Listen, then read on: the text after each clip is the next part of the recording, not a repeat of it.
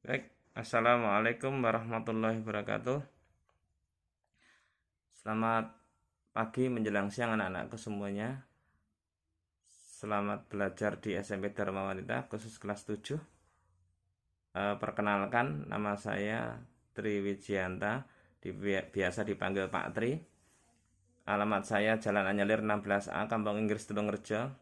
Tugas pada tahun pelajaran 2020-2021 ini, saya mengajar mata pelajaran informatika untuk kelas 7 dan 8. Kemudian kelas 9 saya mengajar prakarya. Kemudian ada tambahan tugas lagi, saya mengajar atau membina ekstra persaudaraan setia hati terati pencaksilat. Anak-anakku semuanya seperti yang tertera di foto itu saya. Jadi sapa diri saya ketika bertemu, dan yang ada di lingkaran menggunakan master, iya ini saya live ya.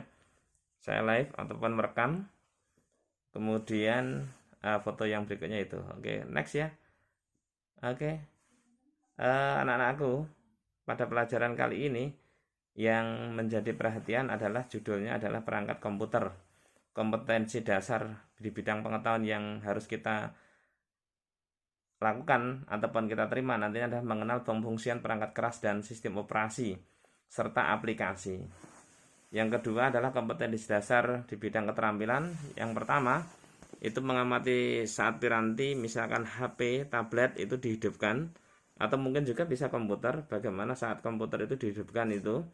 Nah, di situ harus kalian pahami dan saya yakin kalian sudah paham.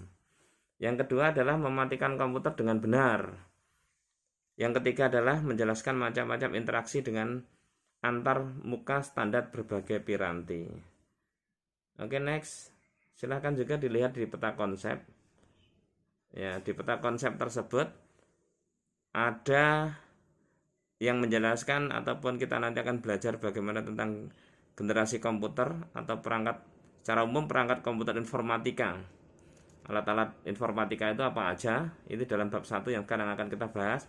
Kemudian nanti pada bab 1 pada poin kedua adalah belajar tentang perangkat keras komputer, kemudian perangkat lunak komputer.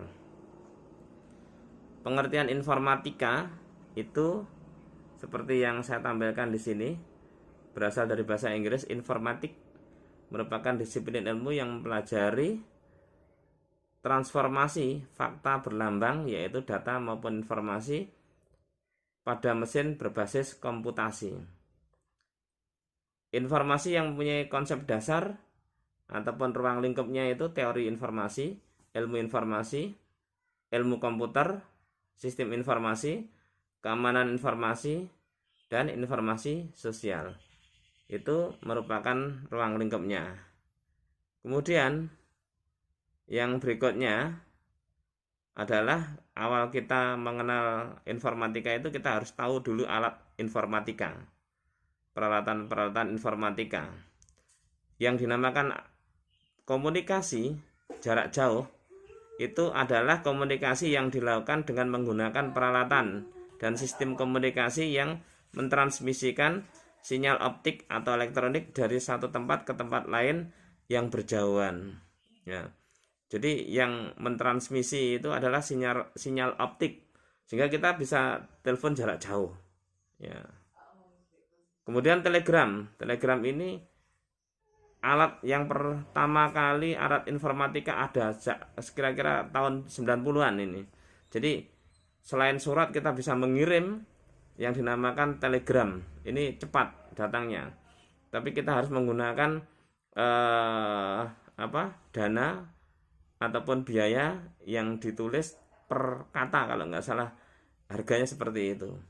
Nah, dikirim berupa kode Morse yang dalam bentuk sinyal listrik.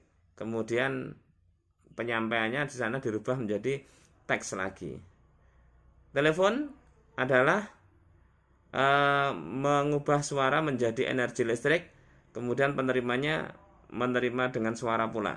Jadi dirubah kembali menjadi suara gitu. Terus kemudian faksimil ini semacam seperti fotokopi anak-anak, tapi jarak jauh. Jadi saya mau mengcopy ataupun mengirim data berkas lamaran saya ke suatu perusahaan, dilewatkan faksimil. Kalau sekarang email ya, nah ini difotokopi ya, difotokopi. Keluarnya di kantor yang dituju. Kalau email berupa surat elektronik, kalau ini suratnya kertas biasa, munculnya tapi sana. Di mana Pak dapat kita temui faksimil? Itu ada di kantor Telkom. Kemudian televisi sudah jelas, yang dikirim itu berupa suara dan gambar. Lalu apalagi radio hanya berupa suara. Semuanya menggunakan gelombang elektromagnetik. Kemudian mobil phone. Nah, sekarang yang kita bawa ini handphone seluler ataupun ponsel. Ya, ini ditemukan oleh siapa?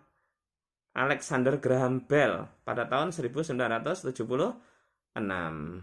Menemui perkembangan-perkembangan semakin canggih juga. Dulu model GSM dan CDMA, dan sekarang lebih canggih lagi Android sekarang ya.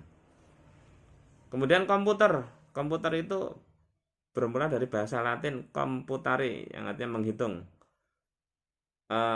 Jenisnya komputer itu ada beberapa, yaitu personal komputer, kemudian mainframe, dedicated computer, embedded computer. Personal komputer adalah komputer pribadi yang digunakan untuk sebagai alat bantu pekerjaan kantor maupun di rumah. Kalau mainframe adalah komputer yang super canggih ya, komputer yang paling canggih yang dilengkapi dengan berbagai kemampuan yang sangat handal. Kemudian dedicated komputer, komputer yang dikhususkan untuk permainan tertentu. Misal mau digunakan untuk apa anak? Digunakan untuk main game ataupun untuk yang lainnya gitu. Kemudian embedded ya, embedded. Setelah embedded tadi, embedded komputer adalah komputer yang berfungsi sebagai unit kontrol. Misalkan untuk menggerakkan apa? Robot itu. Terus internet. Nah, komputer-komputer dihubungkan, disambung itu melalui internet yang berada pada seluruh jajaran dunia ini. Kepanjangannya dari interconnected network. Koneksi ataupun hubungan komputer di belahan dunia menjadi sebuah jaringan yang sangat besar. Kemudian perkembangan awal dari komputer itu dari alat hitung berkembang menjadi komputer generasi pertama. Cirinya seperti yang tersebut. Nanti bisa kalian baca-baca sendiri di rumah. Kemudian generasi kedua dari tabung, ya, mengganti tubuh tabung di televisi radio dan digunakan di dalam komputer. Kemudian komputer generasi ketiga ini sudah menggunakan IC. Kalau yang keempat dari IC menjadi LSI. Jadi komputer itu perkembangannya semakin besar, semakin cepat. Ya sama dengan perkembangan apa anak? Perkembangan HP, ya. Sama dengan perkembangan HP. Ini. Jadi secara singkat komputer itu berasal dari bahasa to compute, itu artinya menghitung. Dibagi dua perkembangannya, ya, perkembangan sebelum tahun 1940 dan perkembangan sesudah tahun 1940. Ada 4 jenis generasi. Generasi pertama tahun 1940 sampai 59, generasi kedua tahun 59 sampai dengan 64. Kemudian generasi ketiga 1964 sampai 80, generasi keempat 1980 sampai dengan sekarang. Generasi kelima menunggu kalian agar kalian bisa berpikir cerdas dan menjadi anak yang pintar. Oke, saya kira waktulah yang membatasi. Kalian bisa baca-baca, kemudian dan kalau masih ada kesulitan browsing ya di internet itu tadi. Karena orang TIK itu handalannya adalah internet.